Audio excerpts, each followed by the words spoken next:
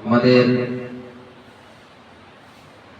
এই চলতি শিক্ষাবর্ষের এই বর্ষের আজকের প্রথম সেমিনার, সাপ্তাহিক বক্তৃতা সেমিনার, যেটাকে আমরা বলি প্রশিক্ষণমূলক।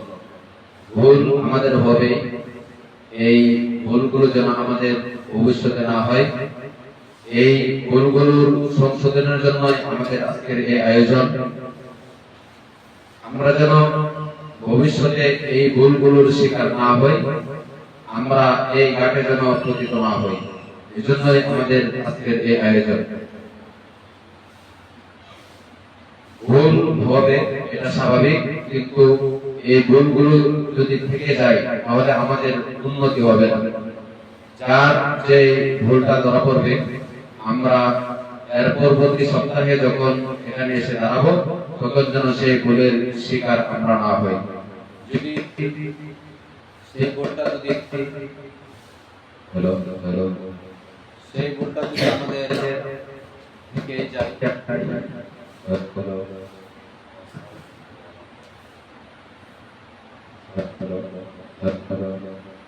সমস্যা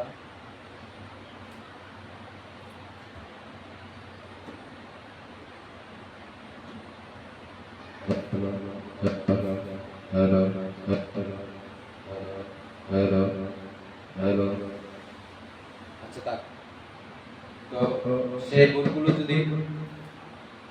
ভুলগুলো যদি আমাদের থেকে যায় তাহলে আমাদের যে উন্নতি, সেই উন্নতি হবে না। এখন আজকের এই সংক্ষিপ্ত আলোচনায় বক্তার লিস্ট খুবই কম, 4-5 জন।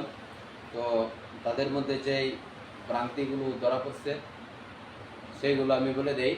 1 নম্বর হলো, যারা বক্তা তাদের বর্জনীয় যে জিনিসগুলো, বক্তৃতা আর ওয়াজ এক জিনিস না, সেই জিনিসটা আমাদের মাথায় রাখতে হবে।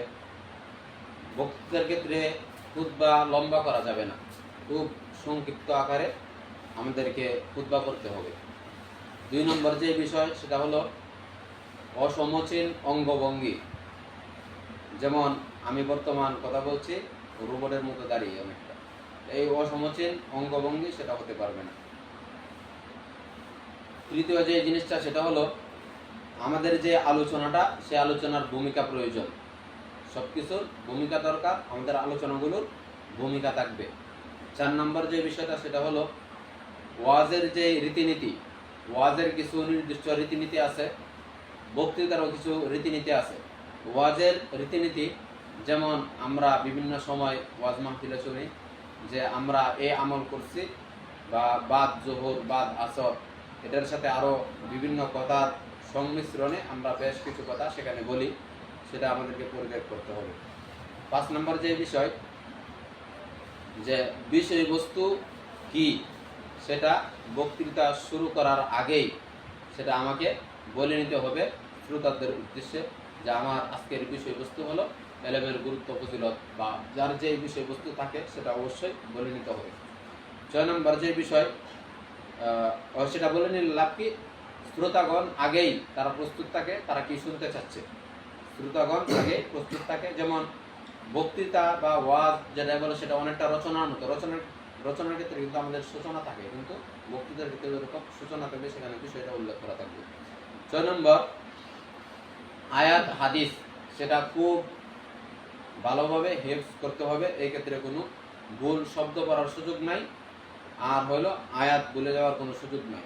এখন ভুল তো হতেই পারে, ভুলের ঊর্ধ্বে মানুষ না, কারণ সেক্ষেত্রে একটা কথা আছে আউয়ালুন নাসিন, প্রথম যে মানুষটা দুনিয়ার সে হলো ভুলের শিকার।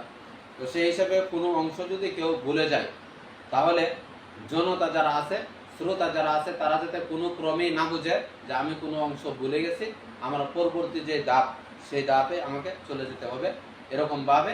অথবা যদি এমন কোনো আয়াত এটা আমি ভুলে যাই যেটা খুব জরুরি বা প্রয়োজন, তখন সেই ক্ষেত্রে কমপক্ষে বাংলাটা বলে নেওয়া। যেমন হাদিসের মধ্যে এরকম আছে, কোরআনের মধ্যে এরকম আছে, এটা বলে বাংলাটা বলে নেওয়া, তাতে কোনো সমস্যা নেই। 8 নম্বর যে বিষয়, বক্তৃতার ক্ষেত্রে সেটা ওয়াজ আর বক্তৃতা এটা এক ধরনের যাতে না হয়, সেই ক্ষেত্রে কিছু তথ্য সূত্র সহ উল্লেখ করা। এই ক্ষেত্রে উইকিপিডিয়া, এরপরে বিভিন্ন কিতাবের হাওলা সহ, এরপরে বিভিন্ন পত্রিকার নাম বলা যেতে পারে বিভিন্ন। এখন এটা খেয়াল রাখা যায় বক্তৃতার ক্ষেত্রে যাতে করে আমাদের যে তথ্যসূত্র সেটা যাতে থাকে। 9 নম্বর, এমনভাবে উপস্থাপন করা যেন শ্রোতারা তাদের যে উত্তর, হা না ঠিক বেঠিক, এইসব উত্তর যাতে তারা দিতে পারে। আর বক্তৃতার ক্ষেত্রে যাতে এমন হয় যে আমি কোনো একটা কিছু মাঝে মাঝে উত্তর কামনা করি, যেমন বক্তৃতার ক্ষেত্রে এরকমভাবে একটু ফাঁক দেওয়া, একটু সময় দেওয়া, যাতে মানুষ বা শ্রোতারা ঠিক বেঠিক সেই উত্তরটা দিয়ে যাতে বক্তাকে বুঝাইতে পারে যে আমরা আলোচনা বুঝতেছি। 10 নম্বর যে বিষয়টা বক্তৃতার ক্ষেত্রে উপসংহার থাকবে, বা এটাকে আমরা বলি যে পরিশিষ্ট বা বিভিন্ন শব্দে লেখাতে সারাংশ যেটাকে বলি। বক্তৃতার শেষে অবশ্যই আমাদেরকে সারাংশ থাকতে হবে। তো আজকে যেহেতু প্রথম সপ্তাহ, এই জন্য কথাগুলো বলে দিলাম। এই কথাগুলো হলো যারা বক্তা তাদের জন্য। পরিচালক যিনি থাকবে তারও কিছু বিষয় আছে, সেগুলো হলো 1 নাম্বার, উপস্থাপন হবে একবার। উপস্থাপন কি মানে, আমি যে শুরু করতেছি মাদ্রাসার নাম নেওয়া, এরপর আমার সামনে যারা আছে তাদেরকে শুভেচ্ছা জানানো, আমার পাশে যারা থাকবে, যেমন প্রত্যেকটা সেমিনারের একজন সভাপতি থাকে, বিচারকগণ থাকে, তাদেরকে এরকম শ্রোতাদেরকে সামনে তালিবুল ইলম ভাইদেরকে শুভেচ্ছা জানানো এবং তাদের প্রতি সম্মান সূচক যারা বিচারকগণ থাকবেন বা উস্তাদ থাকবেন তাকে সম্মান সূচক কোনো শব্দ দ্বারা সম্বোধন করা, এটা একবার হবে শুরুতে হামদ ও সানার পরে। পরবর্তীতে শুধুমাত্র বক্তাদের নাম নেওয়া হবে, সেখানে কোনো কথা হবে না। তবে হ্যাঁ, বিশেষ কোনো প্রয়োজন যদি থাকে, যেমন মজলিসের এলোমেলো দেখা যায়, এরপরে বিভিন্ন এরকম বিষয় যেটা দৃষ্টিকটু, এরপরে বিশেষ কোনো ভুল যদি সে বলে আর বলবার মতো যদি নিজের মধ্যে যোগ্যতা থাকে, বা এটা পরামর্শক্রমে, অর্থাৎ আগে পরামর্শ করা থাকবে যে বলবার অধিকার আছে কিনা, সেটা পরিচালকের বিষয়, সেখানে সমীচীন মনে করলে বলবে অথবা এভাবে থাকবে।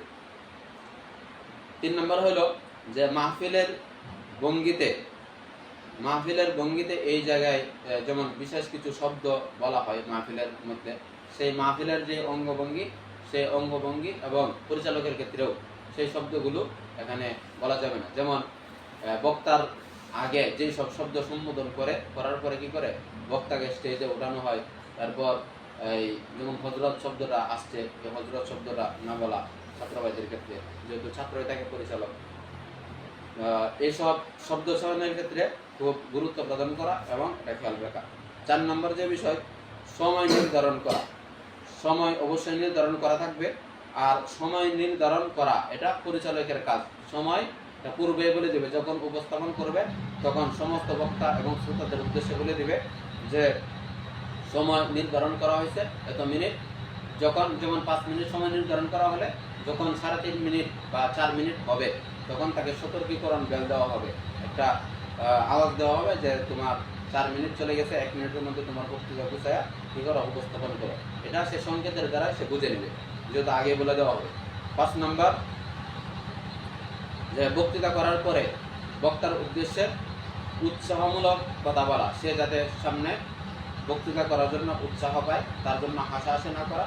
শ্রোতা, এরপর বিশেষ করে পরিচালক, তার ক্ষেত্রে সেটা অবশ্যই গ্রহণ করতে হবে। 6 নম্বর যে বিষয়টা, সেটা হল অনুপ্রেরণা দেওয়া। আমরা বক্তা যারা আছে তাদেরকে অনুপ্রেরণা দিব, অনুপ্রেরণার সামনে যে ভুলগুলো আছে সেই ভুলগুলো যেন সে সংশোধন করে আসতে পারে।